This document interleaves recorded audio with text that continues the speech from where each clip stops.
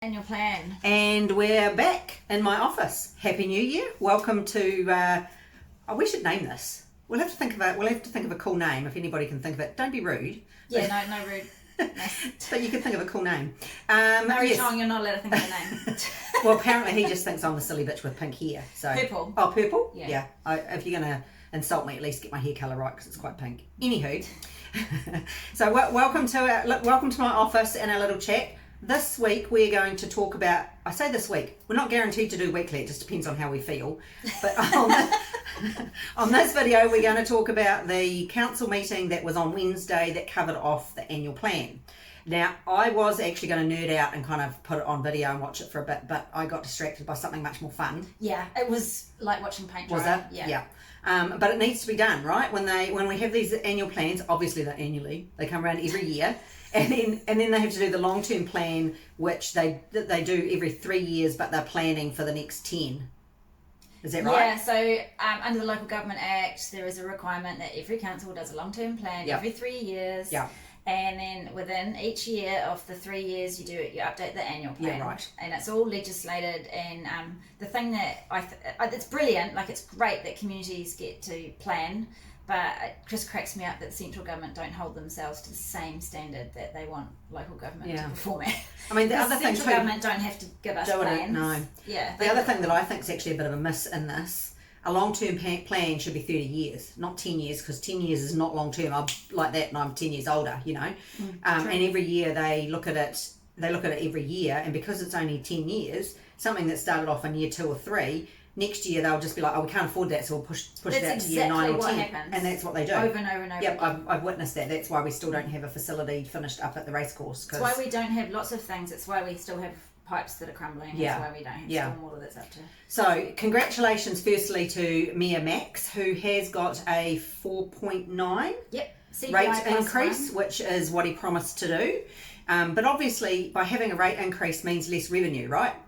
So on a very basic term, that either means that they spend less, or there are projects that can no longer go ahead, or things that have to be parked because they're not going to get enough income. Because going from 9% to 5%, halving it effectively, is half the amount of income for this year. The basic stats are that it's the revenue is going to come down. Let me get my.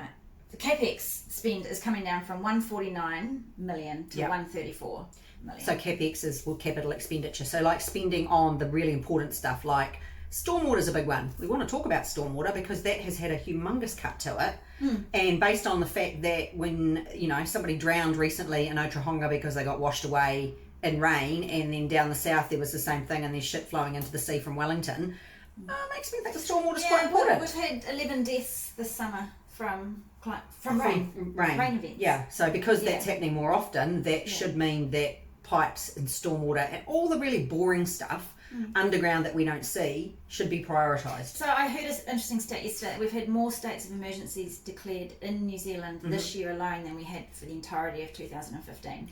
Wow, and I mean last year and the year before were both very gnarly over the summer for that too. So it's increasing all the time. Yeah.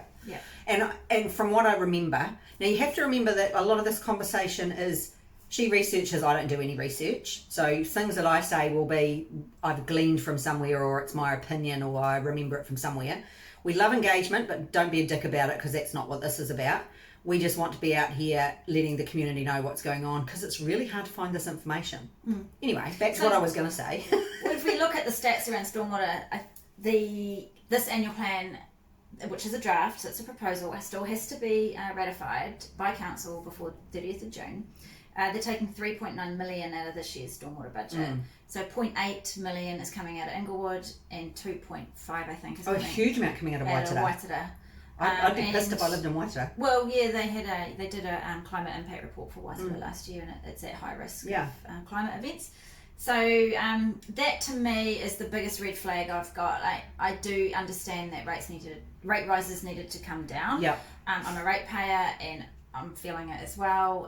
Currently a double ratepayer, just so. Well. That's a whole other story. It's not sleeping well at night. But yeah, what we needed to do was get that rate rise down But personally, I would have liked to have seen no compromise on our core infrastructure. Yep. And I think like the rhetoric that I have heard in the background, haven't really heard it formally, is that what's the point of collecting revenue if we didn't have the capacity to spend it anyway? But to me, it's like, well, you collect the revenue, and if something needs doing, you create that capacity. Yeah. You hire and you make sure that we are resilient. Yeah. There is plenty of scope for project efficiencies and for small cuts, left, right, and centre. But yeah, my biggest issue is just cutting from stormwater. Yeah. But you know, the annual plan itself, Max has done what he promised to do. Absolutely, which is fantastic. But what I was going to say before is when Neil was in office, he realised how bad the pipes and stormwater, the situation we were in, like what they were knackered, which has created our rates increase. But the reason it created the rates increase is because multiple councils before wanted to look like the good guy, keeping our rates down to 5%. Artificially, but they weren't getting enough money in to actually keep up with things, which is why we ended up with some people paying, and I know some people were paying 18 and 19% rate increases depending on where they lived, because there's this random way they work it out. So yay, exciting that it's going to cost me less this year, but I think it's going to do is it's going to generationally push out the costs to the next generation. It's kicking the can down the road, and for some things that a lot of us care about, which is your emissions reductions, waste minimisation, things like that have been pushed to the sides. We've got increases in things like wastewater treatment, which you can't get away from, but a decrease in water supply, a decrease in the budget for water supply. And every year, I mean, I find this totally random, and I know it's not actually a supply issue, it's a storage issue. We run out of water over summer, and we end up having to, use hoses every second day or whatever. Because yet we live next to a mountain the cost of treating it in summer increases. Yeah. For reasons, sciencey reasons that I don't really understand. But and we do need to future-proof because we are growing. Yes. The population is growing. Now, to me, is not the right time to cut back on those essentials. Stormwater and so waste. The other part of this equation as well is, from what I understand, is the council have agreed to borrow $20 million. And I know it's for a particular thing, but if they didn't slash and burn the rates quite so much, like they could have gone for a kind of an in-between option, maybe. I do understand why they've gone where they've gone, because Max promised they would. So he's trying to live up to his promises. But if we'd gone kind of at 7% instead of 10%, then they could have used that extra instead of borrowing 20 million. Potentially, what they've done is borrowed money for the solar farm, and because it's a commercial enterprise, I'm assuming that borrowing has been well researched and has defined payback periods. Yep. Essentially, it's probably low risk, but it's still not a good look, because many of the councillors sitting around the table campaigned on reducing debt, and within the first few months, we've increased it. It's gone up exponentially. Yeah. So I think there's a lesson in that that you can make all the promises you want on the campaign trail, but the reality is once you're in the hot seat, things are a lot more complex. Yeah, honestly, I don't believe when you are campaigning that you should make sweeping promises like this. And I can see that Max he's promised it, so he's working really hard to get it there. But you've got different councillors around the council table, and you really actually want a difference of opinion. You want them to actually come up with different ideas. And based on what you've been talking about, sitting through some of the meeting, nobody said anything. They all kind of signed off on Max's. There was a few high-performing councillors. Yeah. A few high-performing, inquisitive councillors. For the most part, I was really disappointed at the level of deep diving. Yeah. I thought the councillors, some of them, didn't seem well prepared. Right. And at the end of the day, it was a 202 page agenda. Sorry, hang on, I just fell asleep reading that one. But also it didn't have budget lines. It just had the mayoral recommendation to get the. So he's worked with the executive team and the council officers, and then just kind of telling his councillors what they're doing.